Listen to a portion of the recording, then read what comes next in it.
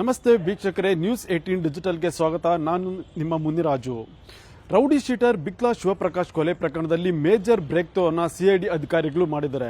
ಈ ಒಂದು ಕೊಲೆ ಪ್ರಕರಣದ ಪ್ರಮುಖ ಆರೋಪಿಯಾಗಿದ್ದಂಥ A1 ಜಗದೀಶ್ ಅಲಿಯಾಸ್ ಜಗ್ಗನನ್ನ ಈಗ ಸಿಐಡಿ ಅಧಿಕಾರಿಗಳು ಬಂಧಿಸಿ ಈಗ ವಿಚಾರಣೆಯನ್ನು ಕೂಡ ಮಾಡ್ತಾ ಇದ್ದಾರೆ. ಏನು ಕಳೆದ 42 ದಿನಗಳಿಂದ ತಲೆಮರೆಸಿಕೊಂಡಿದ್ದ ಆರೋಪಿಯನ್ನ ಪತ್ತೆ ಮಾಡೋ ಸಲುವಾಗಿ ಸಿಐಡಿ ಅಧಿಕಾರಿಗಳು ಸಾಕಷ್ಟು ಪ್ರಯತ್ನ ಪಟ್ಟಿದ್ರು. ಏನು ಈ ಒಂದು ಕೊಲೆ ನಡೆದ ಬಳಿಕ ಆರೋಪಿ ಜಗದೀಶ್ ಏನಿದ್ದಾನೆ, ಈತ ಬೆಂಗಳೂರಿನಿಂದ ಚೆನ್ನೈ ಮತ್ತೆ ಚೆನ್ನೈಯಿಂದ ದುಬೈಗೆ ಎಸ್ಕೇಪ್ ಆಗಿ ಅಲ್ಲಿಂದ ಬೇರೆ ದೇಶಕ್ಕೂ ಕೂಡ ಪರಾರಿಯಾಗಿದ್ದ.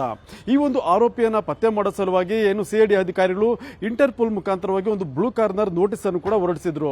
ಈ ಒಂದು ನೋಟಿಸ್ ಹೊರಡಿಸಿದ ಬಳಿಕ ಆರೋಪಿ ಏನು ದುಬೈನಿಂದ ಮತ್ತೊಂದು ದೇಶಕ್ಕೆ ಕೂಡ ಎಸ್ಕೇಪ್ ಆಗಿದ್ದು, ಅಲ್ಲಿಂದ ಏನು ನೋಟಿಸ್ ತಲುಪ್ತಾ ಇದ್ದಂತೆ ಆತ ಬೇರೆ ಬೇರೆ ದೇಶಗಳು ಕೂಡ ಎಸ್ಕೇಪ್ ಆಗ್ತಾ ಇದ್ದ ಅಂತ ಹೇಳಿ ಒಂದು ವಿಚಾರ ಕೂಡ ತಿಳಿದು ಬಂದಿತ್ತು.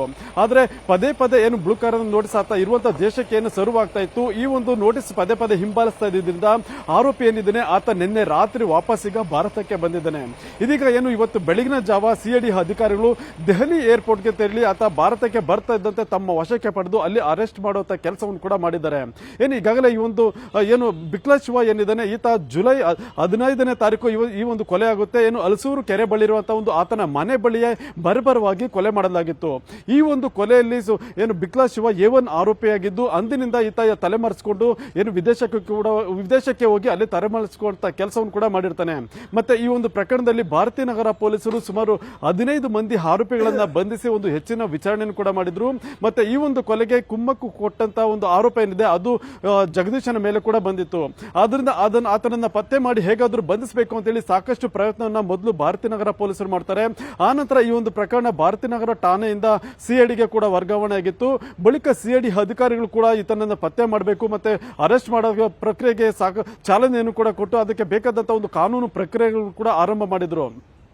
ಮೊದಲಿಗೆ ಈ ಒಂದು ಕೇಸ್ ಫೈಲ್ ಅನ್ನ ಭಾರತೀಯ ನಗರ ಪೊಲೀಸರಿಂದ ಪಡೆದಂತ ಸಿಐಡಿ ಅಧಿಕಾರಿಗಳು ಕೂಲಂಕುಷವಾಗಿ ಇಡೀ ಕೇಸ್ ಫೈಲ್ ಅನ್ನ ಸ್ಟಡಿ ಮಾಡ್ತಾರೆ. ಮತ್ತೆ ಘಟನೆ ನಡೆದ ಏನು ರೌಡಿ ಶೀಟರ್ ಬಿಕ್ಲಾ ಶಿವ ಏನಿದ್ದಾನೆ ಆತರ ಮನೆ ಬಳಿ ಕೂಡ ಒಂದು ಪರಿಶೀಲನೆ ಮಾಡಿ ಅಲ್ಲಿ ಮಹಜರು ಮಾಡುವಂತ ಕೆಲಸವನ್ನು ಕೂಡ ಮಾಡ್ತಾರೆ. ನಂತರ ಕುಟುಂಬದವರ ಒಂದು ವಿಚಾರಣೆಯನ್ನು ಕೂಡ ಮಾಡಿ ಅವರ ಹೇಳಿಕೆಯನ್ನು ಕೂಡ ದಾಖಲು ಮಾಡಿಕೊಂಡಿದ್ರು. ಆ ಬಳಿಕ ಈತನನ್ನ ಏನು A1 ಆರೋಪಿಯಾಗಿರುವಂತಹ ಜಗದೀಶನನ್ನ ಹೇಗಾದ್ರೂ ಮಾಡಿ ಭಾರತಕ್ಕೆ ಕರೆತರಬೇಕು ಅನ್ನೋ ಒಂದು ಪ್ರಕ್ರಿಯೆ ಆರಂಭ ಆಗುತ್ತೆ.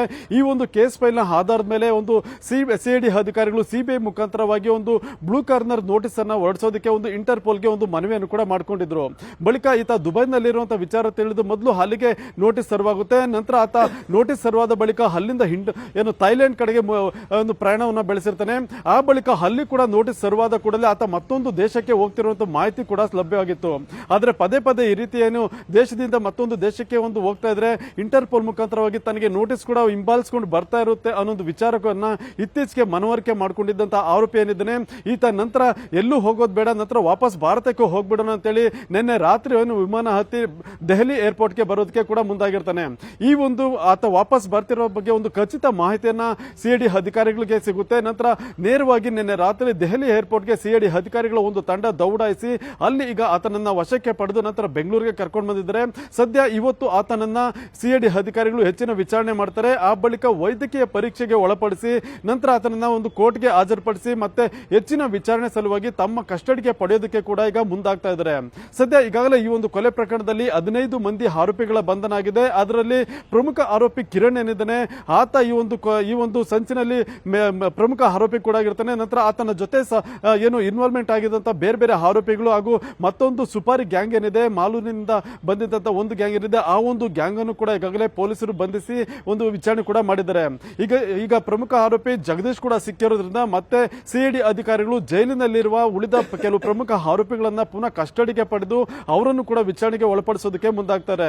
ನಂತರ ಜಗದೀಶ್ ಕೊಡುವಂತ ಸ್ಟೇಟ್ಮೆಂಟ್ ಆಧಾರದ ಮೇಲೆ ಈ ಒಂದು ಆರೋಪಿಗಳನ್ನ ಪುನಃ ವಿಚಾರಣೆಗೆ ಒಳಪಡಿಸಿ ಹೆಚ್ಚಿನ ಮಾಹಿತಿ ಮತ್ತೆ ಹಾಗೂ ಸಿಸಿಟಿವಿ ಫುಟೇಜಸ್ ಏನಿದೆ ಅದನ್ನು ಕೂಡ ಪರಿಶೀಲನೆ ಮಾಡಿ ಈ ಒಂದು ಕೇಸನ್ನ ಮತ್ತೆ ತನಿಖೆ ಮಾಡೋದಕ್ಕೆ ಕೂಡ ಮುಂದಾಗ್ತಾ ಇದ್ದಾರೆ. ಸದ್ಯ ಈಗ ಜಗದೀಶ್ ಈ ಒಂದು ಏನು 42 ದಿನಗಳ ಬಳಿಕ ಈಗ ಸಿಐಡಿ ಅಧಿಕಾರಿಗಳ ಬಲೆಗೆ ಬಿದ್ದಿರೋದು ಮತ್ತೆ ಈ ಒಂದು ಕೊಲೆಗೆ ಸಂಬಂಧಪಟ್ಟಂತೆ ಹೆಚ್ಚಿನ ವಿಚಾರಣೆ ಮತ್ತೆ ರೌಡಿ ಶೀಟರ್ ಬಿಕ್ಲಾ ಶಿವಪ್ರಕಾಶ್ ಕೊಲೆಗೆ ಯಾರು ಕುಮ್ಮಕ್ಕು ಕೊಟ್ಟಿದ್ರು ಮತ್ತೆ ಇದರಲ್ಲಿ ಏನಾದರೂ ಬೇರೆ ಬೇರೆ ವ್ಯಕ್ತಿಗಳ ಒಂದು ಕೈವಾಡ ಇದೆಯಾ ಅನ್ನೋದ್ರ ಬಗ್ಗೆ ಕೂಡ ತನಿಖೆಯನ್ನ ಈಗ ಸಿಐಡಿ ಅಧಿಕಾರಿಗಳು ಆರಂಭ ಮಾಡೋದಕ್ಕೆ ಮುಂದಾಗ್ತಾ ಇದ್ದಾರೆ. ಇದು ಇವತ್ತಿನ ವಿಶೇಷ. ಮುಂದೆ ಇದೇ ರೀತಿಯ ಸುದ್ದಿಗೋಸ್ಕರ ನೋಡ್ತಾ ಇರಿ ನ್ಯೂಸ್ 18 ಡಿಜಿಟಲ್ ಕನ್ನಡ. ನಿರ್ಭೀತ, ನಿಷ್ಪಕ್ಷಪಾತ, ವಿಶ್ವಾಸಾರ್ಹ ಸುದ್ದಿಗಳಿಗೆ ಮತ್ತೊಂದು ಹೆಸರಾಗಿರುವ ನ್ಯೂಸ್ 18 ಕನ್ನಡ ಈಗ ಆಪ್ನಲ್ಲೂ ಲಭ್ಯವಿದೆ. ದಯವಿಟ್ಟು ಇಲ್ಲಿರುವ QR ಕೋಡ್ ಅನ್ನು ಸ್ಕ್ಯಾನ್ ಮಾಡಿಕೊಂಡು ಆಪ್ ಡೌನ್ಲೋಡ್ ಮಾಡೋದಕ್ಕೆ ಮರಿಬೇಡಿ. ನಿಮ್ಮ ಬೆಂಬಲ ಹೀಗೆ ಸದಾ ನಮ್ಮೊಂದಿಗಿರಲಿ. ಧನ್ಯವಾದ.